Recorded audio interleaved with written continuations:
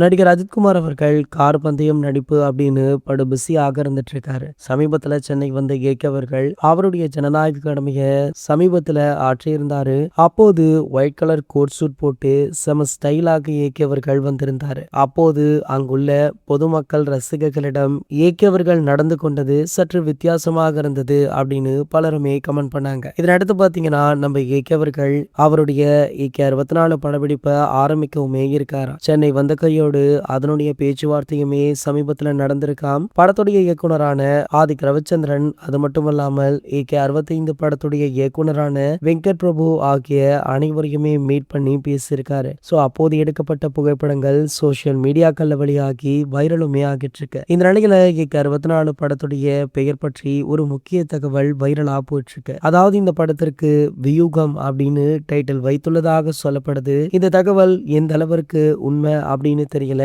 ஆனா இந்த title social மீடியாக்கள்ல வைரலா போயிட்டு இருக்கு. மேலும் பாத்தீங்கன்னா இந்த படத்துடைய படப்பிடிப்பு அடுத்த வாரம் ஆரம்பமாக உள்ளதாம். மேலும் அதிசருடைய போர்ஷன் அதுக்கு அடுத்த வாரம் தான் ஆரம்பிக்க இருக்காங்களா. சோ ஆகையால ஏகே அவர்கள் மீண்டுமே வெளிநாடு சென்று பிறகு சென்னை திரும்ப உள்ளார் அப்படின்ற தகவல் வைரலுமே ஆகிட்டு இருக்கு. இது போன்ற செய்திகளை பத்தி நீங்க உடனே தெரிஞ்சுக்க நம்மளுடைய சேனலை மறக்காம சப்ஸ்கிரைப் பண்ணிக்கோங்க.